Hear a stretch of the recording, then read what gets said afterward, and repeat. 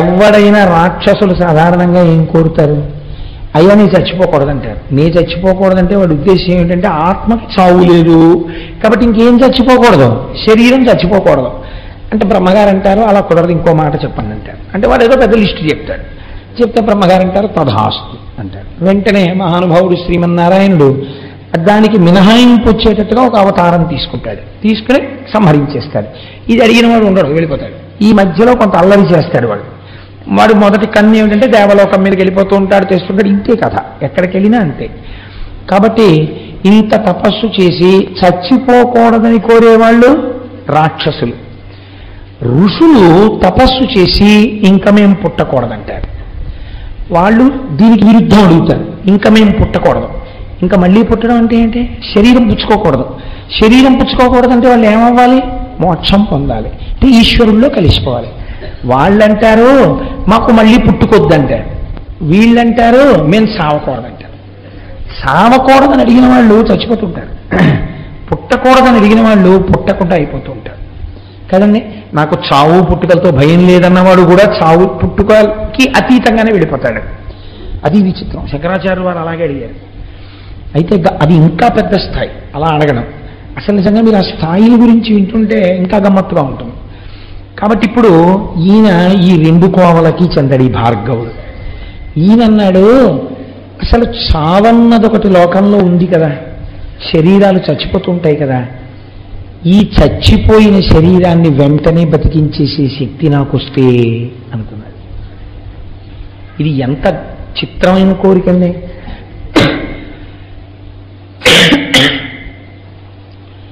Doctor చదివే వాళ్ళు కూడా చచ్చిపోకుండా ఉంచేయడం కోసం మేము చదువుతున్నామని చెప్పరు. దేనికి చదువుకుంటారు అంటే అలా ఉంచితే డాక్టర్లు చచ్చిపోతున్నారు కదండి, అది మరీ దారుణం కదా. అలా డాక్టర్లు మాత్రం చంపకుండా చావకుండా ఉంచగలరు ఏమిటి? చావకుండా చావు వచ్చే లోపల వచ్చే బాధ పెట్టే రోగాల్ని ఈశ్వర స్వరూపంతో తగ్గించేసి బాధ తగ్గిస్తారు. బాధ తగ్గించగలిగిన వాడు ఈశ్వరుడైతే ఆ ఈశ్వర రూపంలో వైద్యుడున్నాడు కాబట్టి వైద్యో నారాయణో హరి ప్రథమో దైవ్యో భిషక్. ఈయన చిత్రమైన కోరికోటి వచ్చింది ఈయనకి. ఇలా చచ్చిపోయిన వాడిని నేను వెంటనే ఓ మంత్రం వేయగానే వాడు బతకాలి. ఇప్పుడు ఆయన ఏం కోరుకుంటున్నట్టు లోకంలో? ఆయన ప్రతి సృష్టి చేస్తూ ఉంటాడు. ఆయన సృష్టి క్రమంలో బ్రహ్మగారి ఇన్నేళ్లు బతకాలి అంటే దాని ఉద్దేశం ఏంటి? ఆ తర్వాత చచ్చిపోవాలని బ్రహ్మగారు రాసిన రాతని తిరగరాస్తాడనమాట ఈయన. ఇప్పుడు నేను ఆ స్థాయికి ఎదగాలి. నాకు మృత సంజీవని అంటే చచ్చిపోయిన శరీరాన్ని మళ్ళీ పుట్టించాలి నేను. ఎలా? మళ్ళీ ఇంకో శరీరంతో పుడితే బ్రహ్మగారి గొప్పతనం. అలా కాదు, ఏ శరీరంతో చచ్చిపోయాడో అక్కడ మళ్ళీ వాడు పుట్టియాలి. మళ్ళీ అదే శరీరంతో, అంతే వయస్సులో, అంతే ముడతలు పడిన శరీరంతో, అంత బలంతో వాడు చచ్చిపోతే మళ్ళీ అంత బలంతో వాడు పుట్టియాలి. అలా నేను చెయ్యగలమా? ఇప్పుడు ఈ కోరిక పుడితే ఆయన ఆలోచించాడు, నాకు ఈ కోరిక ఎవరు తీరుస్తారు? ఈ కోరిక తీర్చడానికి సృష్టికర్తగా ఉన్నవాడు, స్థితికర్తగా ఉన్నవాడు, ప్రళయకర్తగా ఉన్నవాడు వాడు బ్రహ్మము. వాడు కదా సృష్టి చేస్తున్నాడు, నిలబెడుతున్నాడు, లయం చేసేస్తున్నాడు, మళ్ళీ సృష్టి చేస్తున్నాడు. వాడు మళ్ళీ ఇంకో రూపంలో సృష్టిస్తున్నాడు ఇదే జీవుణ్ణి. కానీ ఇప్పుడు నేను ఆ బ్రహ్మము యొక్క అనుగ్రహంతో ఇంకొక మెట్టు ముందుకెళ్ళాలి. ఎలా పడిపోయిన వాడిని అలాగే మళ్ళీ పుట్టించగలగాలి, బతికించగలగాలి. ఆ శక్తి ఎక్కడి నుంచి వస్తుంది? ఇవి చేసేవాడెవడో వాడి దగ్గర నుంచే రావాలి. వాడు తొందరగా ఎక్కడ తపస్సు చేస్తే ప్రీతి పొందుతాడు? కాశీపట్టణంలో తపస్సు చేస్తే ప్రీతి పొందుతాడు, అక్కడే ఉంటాడు కాబట్టి నేను అక్కడికి వెడతానన్నాడు. వెళ్ళి ఇప్పుడు ఈయన కాశీపట్టణం వెళ్ళి తపస్సు మొదలెట్టాడు. ఇప్పుడు ఈయన ఎందుకు తపస్సు మొదలుపెట్టాడో శంకరుడికి తెలుసా తెలియదా? తెలుసు ఖచ్చితంగా. ఎటువంటి తపస్సు చెయ్యడం మొదలుపెట్టాడు? రాక్షసపరమైనటువంటి తపస్సు ఆయన చేయలేదండి. కాశీలో ఒక శివలింగాన్ని ప్రతిష్ఠ చేశాడు ఆయన. ప్రతిష్ఠ చేసి దానికి ప్రతిరోజు 1000 మార్లు అభిషేకం చేసేవాడు. ఒకరోజు సూర్యాస్తమయం నుంచి మరునాడు సూర్యాస్తమయం వరకు, సూర్యోదయం వరకు, సూర్యోదయం నుంచి సూర్యోదయం వరకు. ఎందుకని? ఈశ్వరుడికి సత్కాల పూజ ఉంది శివార్చనలో. కాబట్టి ఆయన సూర్యోదయం నుంచి మళ్ళీ సూర్యోదయం లోపల 1000 మార్లు అభిషేకం చేసేవాడు. అందులో తప్పకుండా ఆయన 3 వాడేవాడు. ఇదే అభిషేకానికి ఉన్న గొప్పతనం. మొదటిది పంచామృతములను వాడాడు. ఆ పంచామృతముల యొక్క శక్తే వేరండి. అసలు ఎప్పుడైనా మీకు వీలైనప్పుడు పంచామృతములు అభిషేకము అని ఒక ఉపన్యాసం చెప్తాను. పంచామృతాలు వాడాడు. 2 శుద్ధ జలం వాడాడు. ఎందుకని? పంచామృతాలు వాడాడు అంటే శుద్ధ జలం వాడాడు అని అర్థం. అభిషేకం చేసేటప్పుడు ఒక పదార్థాన్ని వాడి రెండో పదార్థాన్ని శివలింగం మీద వెంటనే పోస్తే అది అపచారం. ఒక పదార్థాన్ని పోస్తే మళ్ళీ శుద్ధ జలం పోయాలి, పోసి రెండో పదార్థం పోయాలి. పాలు పోసేసి పెరుగు పోసేసి తేనె పోసేసి అలా అభిషేకం చేయకూడదు.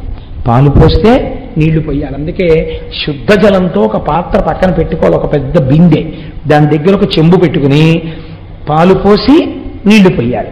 అందుకే కదా నిన్న పొద్దున్న అభిషేకం చేసేటప్పుడు ప్రతి పదార్థానికి మళ్ళీ శుద్ధ జలంతో చేశాను. కాబట్టి అలా మార్చి చేస్తారు. కాబట్టి ఇప్పుడు పంచామృతములతో అభిషేకం అంటే మధ్యలో తప్పకుండా ఏది వాడబడింది? శుద్ధ జలం వాడబడింది. దానితో పాటు ఈశ్వరుడు చాలా తొందరగా ప్రీతిపాత్రుడై 10 మందిని బతికించేటట్టుగా, అంటే కడుపున పుట్టినటువంటి వాళ్ళు ఇబ్బంది లేకుండా సంతోషంగా ఆయురారోగ్యాలతో ఉండాలంటే గంధోదకంతో అభిషేకం చేయాలి. అందుకని గంధోదకాన్ని వాడాడు. ఎందుకు వాడాలి? 10 మంది చచ్చిపోయిన వాళ్ళని మళ్ళీ బతికించాలనుకుంటున్నాడు. అప్పుడు వాళ్ళందరూ తనకి బిడ్డల పట్ల మళ్ళీ పుట్టిన వాళ్ళు, ఇప్పుడు ఇంత శక్తి కావాలి కాబట్టి గంధోదకం వాడాడు. ఎంత గమ్మత్తో చూడండి, ఇంత శాస్త్రీయమైన అభిషేకం చేశాడు. దీనికి ఆయనకి ఇంకొక వేరే వ్యాపకం లేదు. ఏమిటో తెలుసా అండి? ఈ 1000. మీరు ఇందులో ఒక పెద్ద రహస్యాన్ని కనిపెట్టండి. ఇలా చేసేటప్పుడు భార్గవుడు పరమశివుణ్ణి అభిషేకానంతరం అర్చన చెయ్యాలి. మళ్ళీ లఘువుగానైనా సరే పొడిగా తుడిచేసి వస్త్రం కట్టి అభిషేకం చెయ్యాలి, అర్చన చెయ్యాలి. ఈ అర్చన చేసేటప్పుడు ఆయన కొన్ని పువ్వులు వాడాడు. ఇందులో నేను మీకు చెప్తాను, మనకి బాగా అందుబాటులో ఉన్నప్పటికీ మనం ఎప్పుడూ పరమశివుణ్ణి అసలు వాటితో అర్చన చేయమో. కారణమేమి? మనకి పౌరాణిక జ్ఞానము లేకపోవటయే. మనకి తెలియదు. ఎంతసేపు పళ్ళరసాలు తెస్తాం కానీ అసలు శివుడికి వీటితో చేస్తే తొందరగా ప్రీతిపాత్రుడవుతాడని మనకి తెలియదు. ఇప్పుడు వినండి ఆ జాబితా. సంపంగి పూలు చేస్తామనుకోండి, పోని మెత్త పూలు తక్కువ, గన్నేరు పూలు వాడుతుంటారు, తామర వాడతాం, కొండగోగు తక్కువ, జాజి వాడతాం, కడిమి పువ్వు దొరకడం కూడా చాలా కష్టం. కడిమి పువ్వు సాధారణంగా వాడడం. అలాగే పొగడ పువ్వు వాడుతూ ఉంటారు, కలువ పువ్వు వాడుతూ ఉంటారు, మల్లె పువ్వు వాడతారు, కమలములు వాడతారు, సురపన్న పూలు అక్కడక్కడ వాడతారు, దర్భాగ్రములు. ఇవాళ మేము అభిషేకం చేస్తున్నామండి. అభిషేకం తర్వాత అర్చన చేయడానికి దర్భాగ్రములు సిద్ధం చేసుకున్నాము అన్న వాళ్ళ ఎంతమంది ఉన్నారో నాకు చూపించండి. శివాభిషేకం చేసిన తరువాత కొత్త దర్భలు తీసుకొచ్చి వాటి తలుక చివుర్లు తుంపి ఒక ఆకులో వేసుకుని చక్కగా శివనామాలు చెప్తూ ఆ దర్భాగ్రములతో పూజ చేయాలి శంకరుడికి. ఎందుకు చెప్పండి అలా పూజ చేయడం? దాని వెనకాతల ఒక పెద్ద రహస్యం ఉంది. ఒక మంత్రం చెప్తుంటారు. ఆ మంత్రం చెప్పినప్పుడు గడ్డిపరకని అలా ముట్టుకుంటే, గడ్డిపరక అంటే దర్భ, ఆ దర్భని ఇలా ముట్టుకుంటే సర్వ పాపములు నశించిపోతాయి. అందుకే సీతమ్మ తల్లి రావణాసురుడితో మాట్లాడేటప్పుడు గడ్డిపరకని పెట్టడానికి కారణం అదే. పరపురుషుడు కామంతో చూస్తున్నవాడు, రాక్షసుడు భర్త పక్కన లేనప్పుడు ఆయనతో మాట్లాడుతోంది కాబట్టి ఆ పాపం పోవడం కోసమని గడ్డిపరక పెట్టి మాట్లాడేది ఆవిడ. కాబట్టి దర్భాగ్రములు, మామిడి చిగుళ్ళు తీసుకొచ్చి శివలింగానికి పూజ చేయాలి. మామిడి చిగుళ్లతో పూజ చేశామండి. నాకు తెలిసి సభలో నాకు తెలిసి ఉండొచ్చు మహాత్ములు, కానీ చాలా మార్లు దగ్గరగా ఇప్పటికీ 100 మాటలు 200 మాటలు దాటిపోయిందేమో నాకు తెలిసి లక్షపత్రి పూజ చేస్తుంటారు. వెంకయ్యమ్మ గారు ఈ సభలో ఉన్నారా? దుర్వాంకురం. దుర్వాంకురం అంటే దర్భల యొక్క చివుళ్ళు దర్భలంత పెరిగిన వాటిని తెచ్చుకోలేకపోతే చక్కగా ఏ మలమూత్రములు విసర్జింపబడని చోట పెరిగినటువంటి గడ్డి యొక్క చివుర్లు లేదా గడ్డి, మనం విఘ్నేశ్వరుడికి పూజ చేస్తాం కదండి, అటువంటి దుర్వాంకురములు. ఎలా ఉండేవాడు అలా ఉంటేనే లోకానికి సంతోషంగా ఉంటుంది. ఇప్పుడు ఈ విశ్రాంతి ఎంత ప్రమాదం తెచ్చిందో ఓసారి చేతులు తీసి చూడన్నారు. ఆవిడ చేతులు తీసేటప్పటికి ఏమైందో తెలుసా అండి? సూర్య చంద్రౌచ నేత్రే వందే శంభుముమాపతిం సురగురుం వందే జగత్కారణం వందే పన్నగభూషణం మృగధరం వందే పశూనాం పతిం వందే సూర్య శశాంక వన్నినయనం. సూర్యుడు, చంద్రుడు, అగ్నిహోత్రము 3 కన్నులై ఉన్నాయి. ఇవి 3 శక్తి స్వరూపంతో అమ్మవారు పరాచికానికి మోస్తే సమస్త బ్రహ్మాండములు చీకటైపోయాయి. అన్ని ప్రాణులలో వేడి తగ్గిపోయింది, అంటే లయమైపోయే స్థితి వచ్చేసింది. ఇప్పుడు ఇది జరగకూడని ప్రళయ ప్రకృతి. ఇంత చీకటి ఒక భయంకరమైనటువంటి లయకార స్థితిలోకి వెళ్ళిపోయింది లోకం. ఇది ఎవ్వరు ఊహించనిది. ఈ కొట్టుమిట్టాడిపోతున్న స్థితిలో సమస్త బ్రహ్మాండములు చీకటిని పొంది అమ్మవారిలా చేతులు తీయగానే మళ్ళీ వెంటనే ప్రకాశించే. ఈలోగా హఠాత్తుగా జరిగిన ఈ సందర్భం ఒక ఉపాధి స్వరూపాన్ని పొందేసి శివచేష్టితముగా అంధకారం వలన పుట్టినవాడు కాబట్టి కళ్ళు లేకుండా నల్లటి పిల్లాడోడు పుట్టి ఏడుపు మొదలెట్టాడు. ఏడుపు మొదలుపెట్టి వాడు పర్వత సదృశ్యుడయ్యి అలా పెరిగిపోయి ఆకాశం అంత అయిపోయి కనపడ్డ వాటిని తీసి నోట్లో పడేసుకుంటాడు. వీడెవరండో అంటే అమ్మవారు, నీ కొడుకే అన్నారు. అయ్య బాబోయ్ వీడు నా కొడుకేమిటండి అంది. నువ్వు కళ్ళు ముయ్యడం వల్ల పుట్టాడు కనుక వాడు నీకు నాకు కొడుకే. మనం ఎవరం? జగత పితరౌ వందే పార్వతీ పరమేశ్వరవు. ఇప్పుడు వాడిని చంపేయడం ఏదో చేయడానికి వీల్లేదు. ఏం చేయాలి? కాపాడాలి. కాబట్టి వాడిని పిలిచి ఒరే నువ్వు అలా తినీకు మనుషుల్ని వాళ్ళని అడవిలో తిరుగుతుండు అని అరణ్యానికి పంపించేశారు. ఈలోగా హిరణ్యకశిపులు మీకు తెలుసున్న వాళ్ళే. భగవంతుడు నేను ఎంచుకోకుండానే ఆయన వరుసక్రమాన్ని నిర్ణయించేశాడు.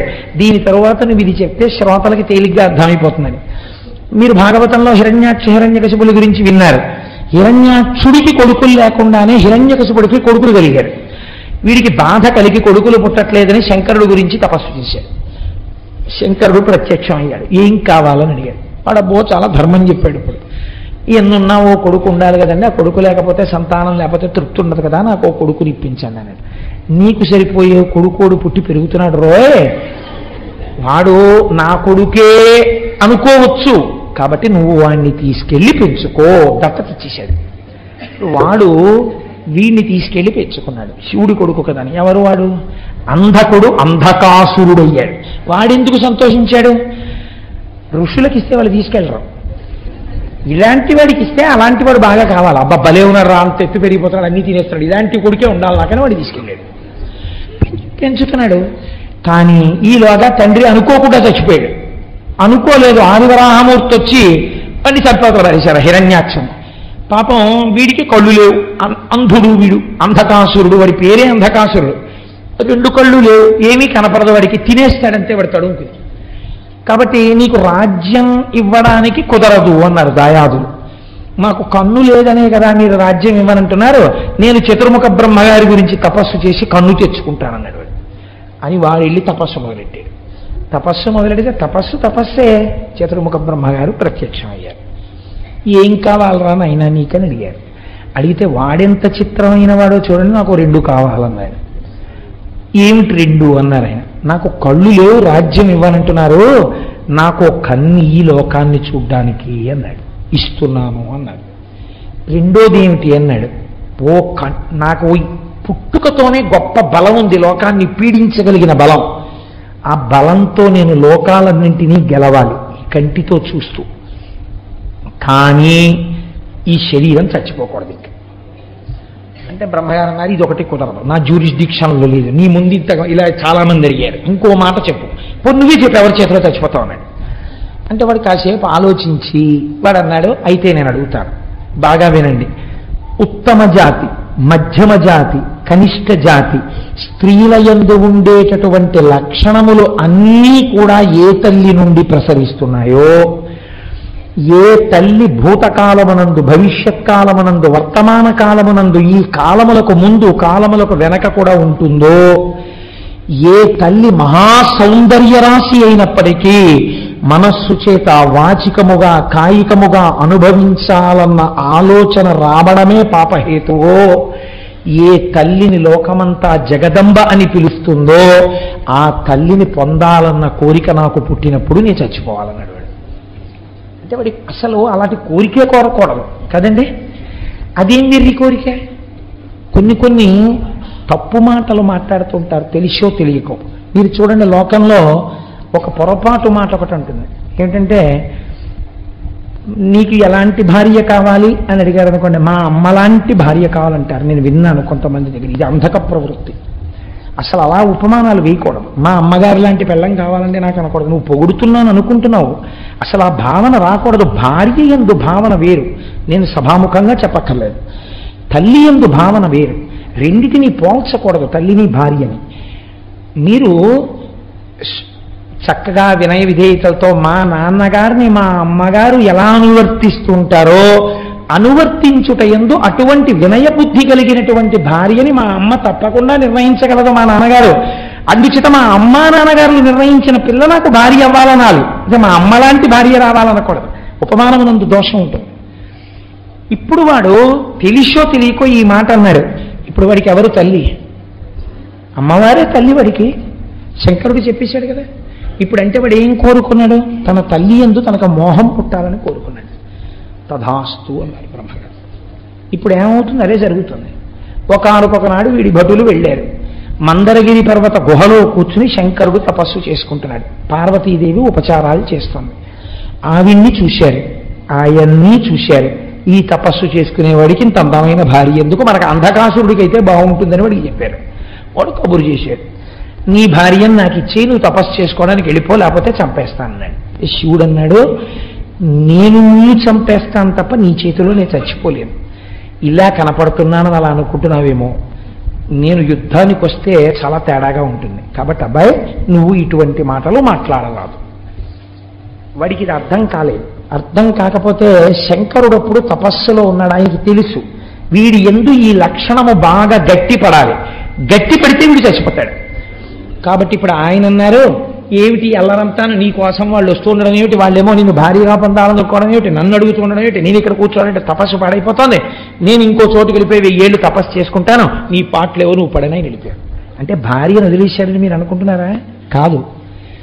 ఆయనకి తెలుసు వాడి పాపం పండడానికి తను మధ్యలో ఉండకుండా చూపు వాడు చూసి వాడు చచ్చిపోవాలి.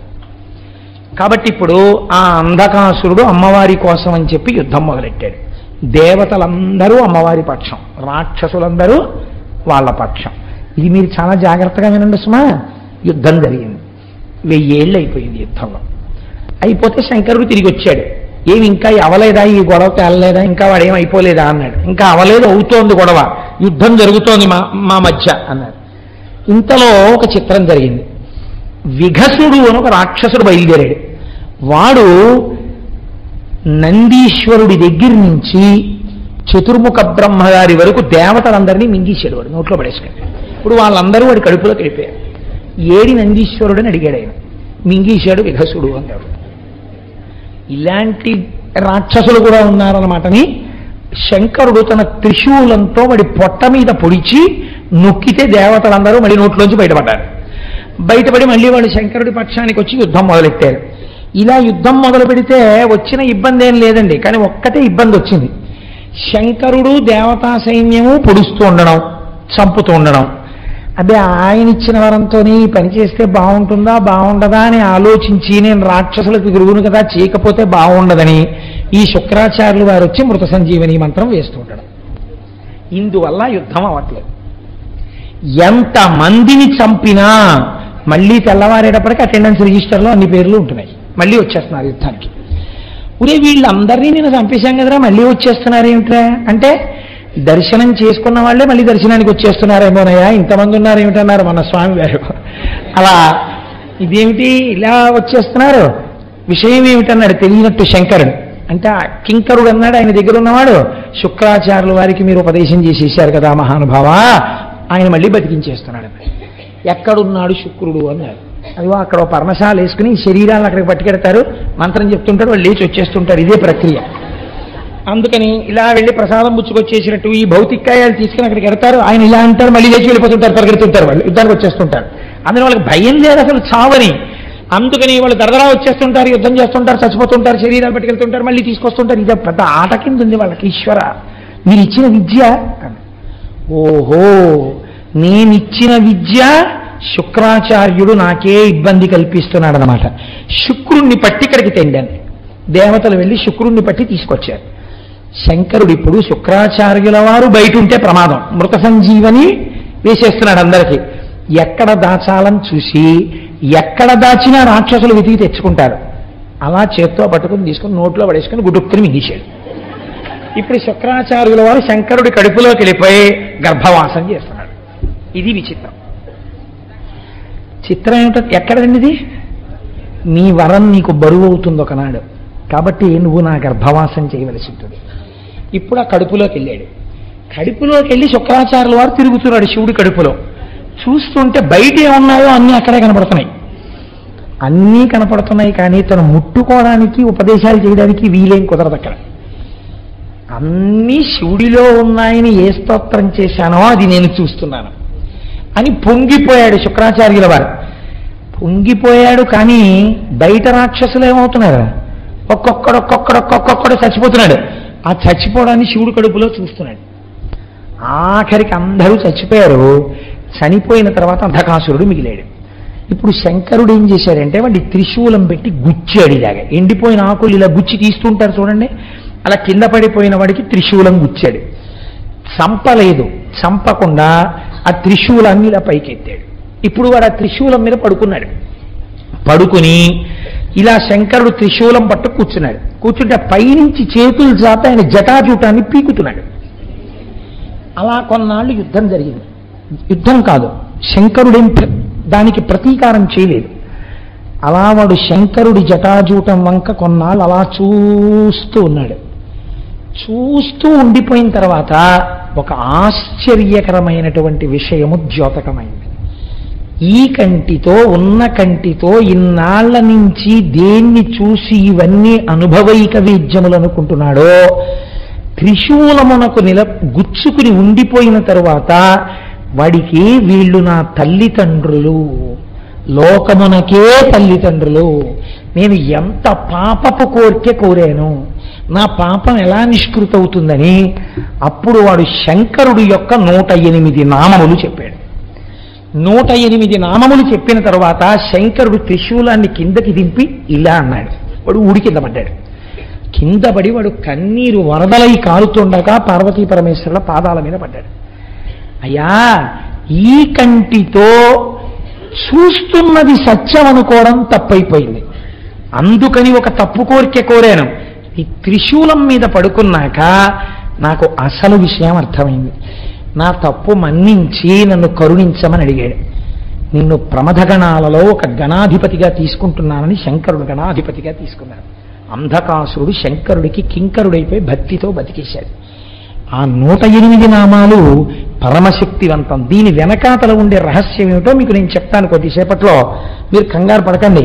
కనీసం నేను ఆ 108 నామములు మీకు చెప్పకపోతే నేను కించిత్తు దోషం చేసిన వాడిని అవుతానేమో అని నాకు అనిపించి నేను ఆ 108 నామాలు మీకు చూపించడం కోసం అని చెప్పి తీసుకొచ్చాను. మీరు ఒక్కసారి విందురు కానీ. నేను తింగరవాడిని ఇందులో పెట్టాను, అక్కడ పెట్టాను.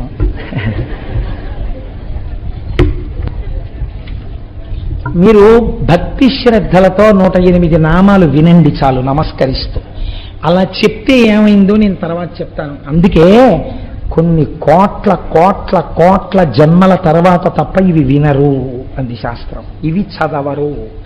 ఈ నామాలండి ఇంట్లో కూర్చొని చదువుకుంటే చాలు, అంత శక్తివంతాలు. ఎందుకని? త్రిశూలం మీద పడుకుని చెప్పాడు ఆయన ఈ 108 నామాలు. అవి మహాదేవుడు, విరూపాక్షుడు, చంద్రశేఖరుడు, అమృతుడు, శాశ్వతుడు, స్థాణువు, నీలకంఠుడు, పినాకి, వృషభాక్షుడు, అంటే వృషభము మీద కూర్చుని ఉండేవాడు కాబట్టి వృషభాక్షుడు, మహాజ్ఞేయుడు, పురుషుడు, సర్వకామదుడు, కామారి, కామదహనుడు, కామరూపుడు, కపర్ది, విరూపుడు, గిరిశుడు, భీముడు, సృక్కి, రక్తవస్త్రుడు, యోగి, కామదహనుడు, త్రిపురఘ్నుడు, కపాలి, గూఢవ్రతుడు, గుప్తమంత్రుడు, గంభీరుడు, భావగోచరుడు, అణిమాది గుణాధారుడు, త్రైలోక్యైశ్వర్యదాయకుడు, వీరుడు, వీరహనుడు, ఘోరుడు, విరూపుడు, మాంసలుడు, పటువు, మహామాంసాదుడు, ఉన్మత్తుడు, భైరవుడు, మహేశ్వరుడు, త్రైలోక్యద్రావణుడు, బుద్ధుడు, లుబ్ధకుడు, యజ్ఞసూదనుడు, ఉన్మత్తుడు, కృత్తివాసుడు, గజకృత్తి పరిధానుడు, క్షుబ్ధుడు, భుజంగభూషణుడు, దత్తాలంబుడు, వీరుడు, కాశినీ పూజితుడు, అఘోరుడు, ఘోరదైత్యఘ్నుడు, ఘోరఘోషుడు, వనస్పతి రూపుడు, భస్మాంగుడు, జటిలుడు, శుద్ధుడు, భేరుండక తసేవితుడు, భూతేశ్వరుడు, భూతనాథుడు, పంచభూతాశ్రితుడు, ఖగుడు, క్రోధితుడు, విష్ణుడు, చండుడు, చండీశుడు, చండికాప్రియుడు, చండుడు, తుంగుడు, గరుత్మంతుడు, అసవభోజనుడు, లేలిహానుడు, మహారౌద్రుడు, మృత్యువు, మృత్యు అగోచరుడు, మృత్యువు, మహాసేనుడు, శ్మశానవాసి, అరణ్యవాసి, రాగస్వరూపుడు, విరాగస్వరూపుడు, రాగాంధుడు, వీతరాగ శతార్చితుడు, సత్వగుణుడు, రజోగుణుడు, తమోగుణుడు, అధర్ముడు, వాసవానుజుడు, సత్యుడు, అసత్యుడు, సద్రూపుడు, అసద్రూపుడు, అహేతుకుడు, అర్ధనారీశ్వరుడు, భానువు, భానుకోటి శతప్రభుడు, యజ్ఞస్వరూపుడు, యజ్ఞపతి, రుద్రుడు, ఈశానుడు, వరదుడు, నిత్యుడు, శివుడు. ఇవి 108 నామములు. త్రిశూలం మీద పడుకుని ఆయన చెప్పినటువంటి పరమపావనమైన నామములు.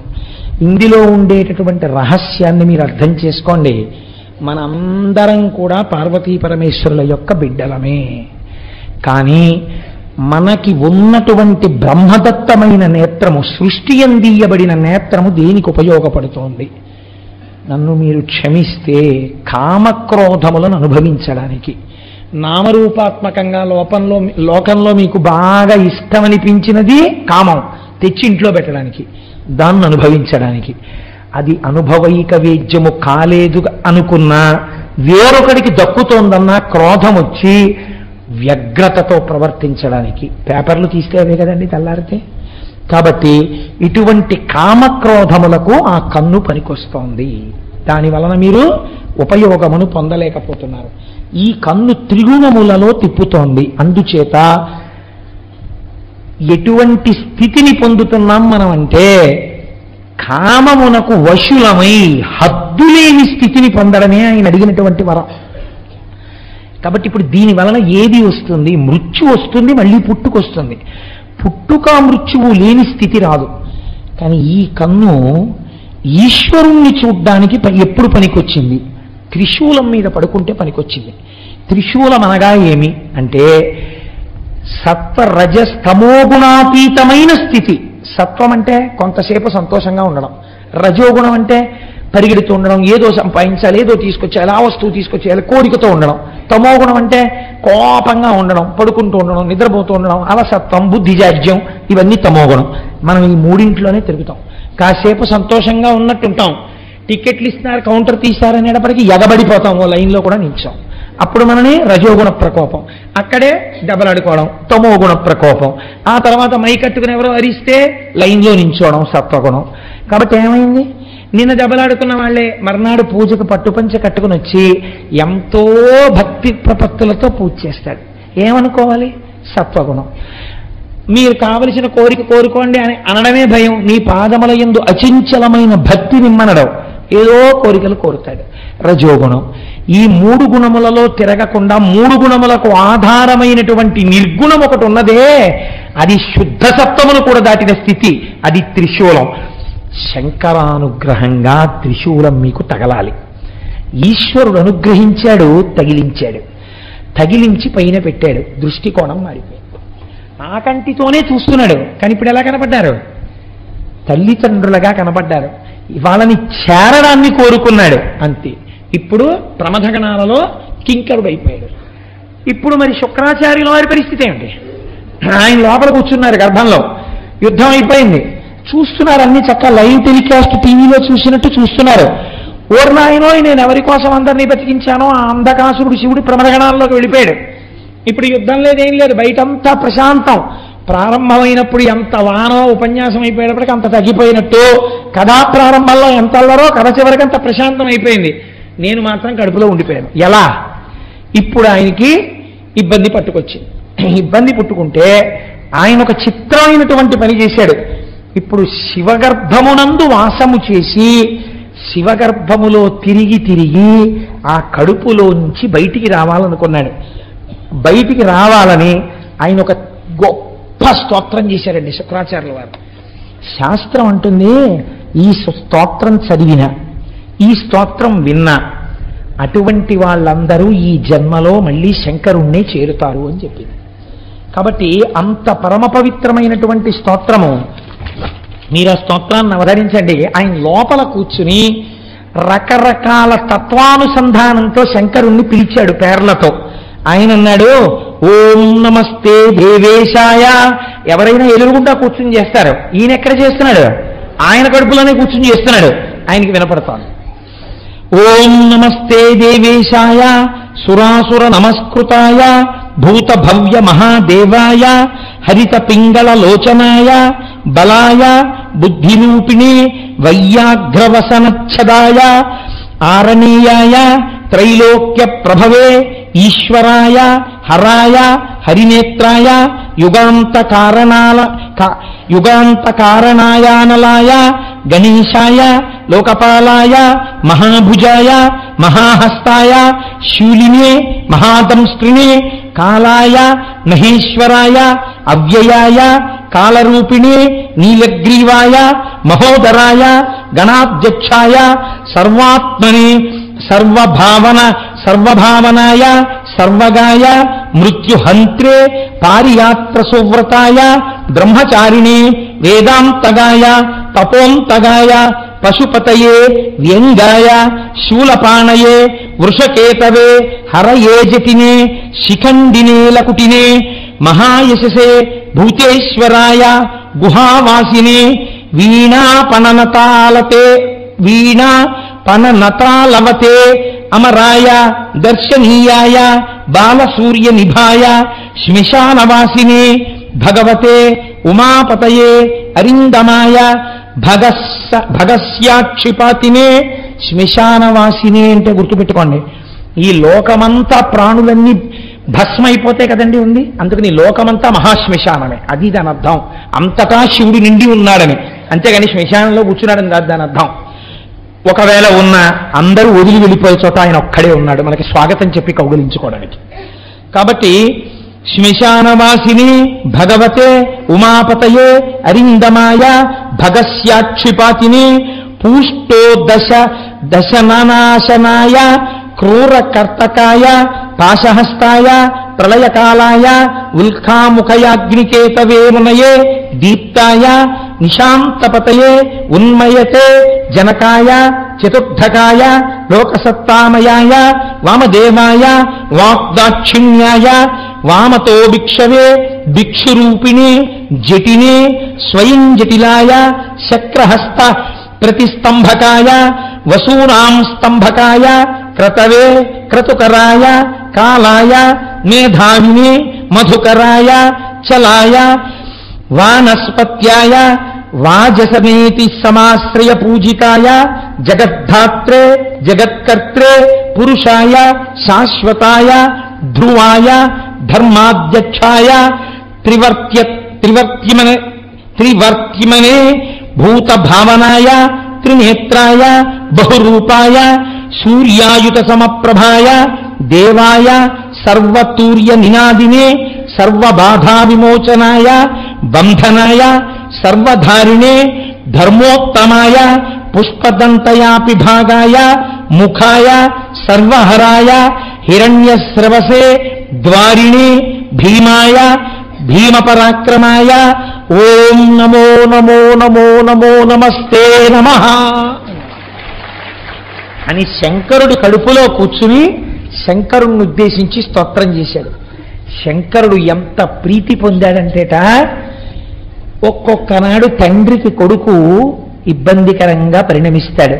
అయినా నువ్వు నా కుమారుడవి, నిన్ను నా గర్భవాసం చేయించాను, హద్దు లేకుండా వరాన్ని ఉపయోగించడం ఎంత ప్రమాదానికి విడుతుందో తెలుసుకున్నావు కదా.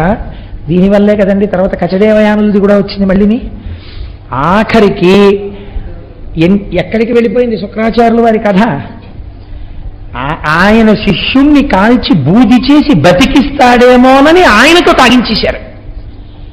మళ్ళీ కూతురు కోసం ఆ కచుణ్ణి బతికించవలసి వస్తే కడుపులో ఉన్నటువంటి వాడికి ఉపదేశం చేసి బయటికి వచ్చాక నేను చచ్చిపోతాను రా, మళ్ళీ నువ్వు నన్ను బతికించని చెప్పవలసి వచ్చింది. కోరరాని కోర్కెలు కోరి తెచ్చుకుంటే బరువై కూర్చుంటాయి. కాబట్టి అయినా రక్షణ పొందాడంటే దేనివల్ల తెలుసా అండి? శివకుమారుడిగా బతకడం వల్ల. కాబట్టి ఇప్పుడు శంకరుడు అన్నాడు ఈ స్తోత్రానికి మెచ్చుకుని, నిన్ను నా కుమారుడిగా బయటికి తెప్పిస్తాను. సాధారణంగా లోకమునందు ఒక పురుషుని యొక్క తేజస్సు హృదయ స్థానమునందు కదిలి కుమారుడిగా మారడానికి ఆ తేజస్సు వెడుతుంది. కాబట్టి నువ్వు కూడా అలాగే కదిలి అటువంటి మూత్రావయవము నుంచి బయటపడదవుగాక అని శుక్రకణం ఎట్నుంచి వస్తుందో అటువైపు నుంచే బయటపడేటట్టుగా విసర్జించాడు.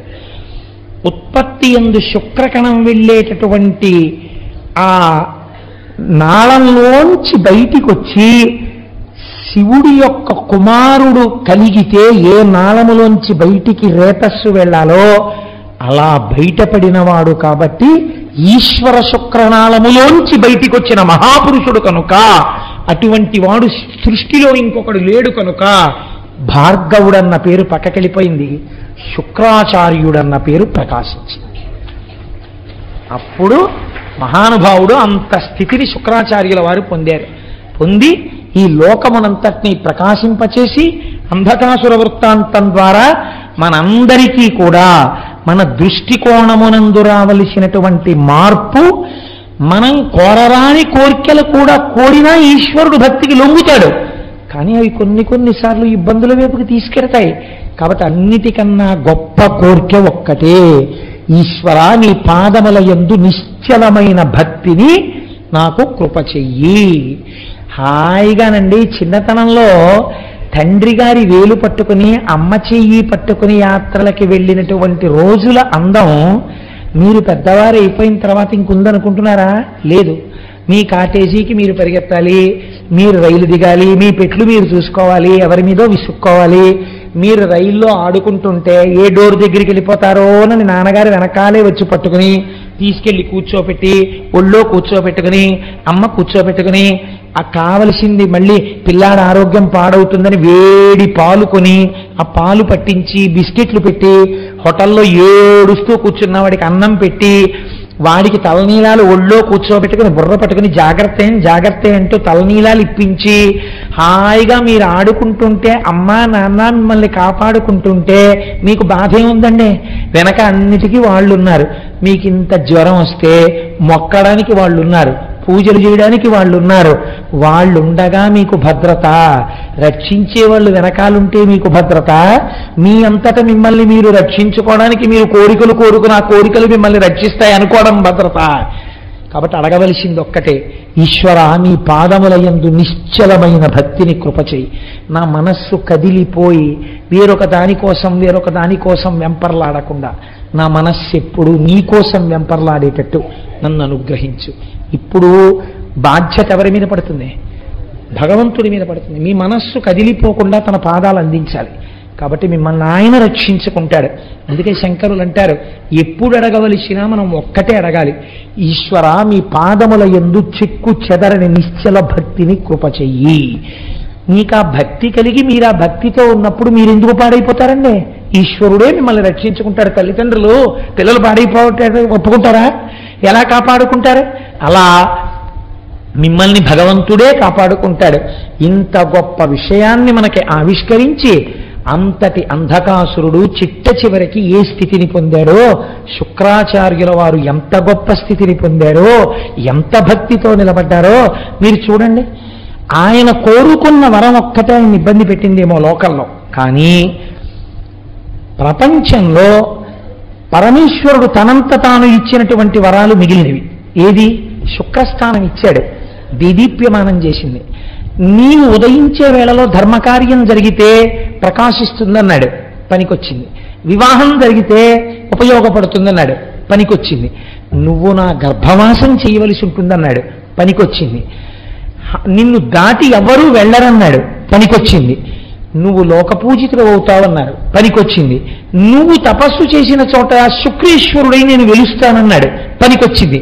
ఇందులో స్నానం చేసి నక్తం చేస్తే పుత్రులు పుడతారన్నారు, పనికొచ్చింది.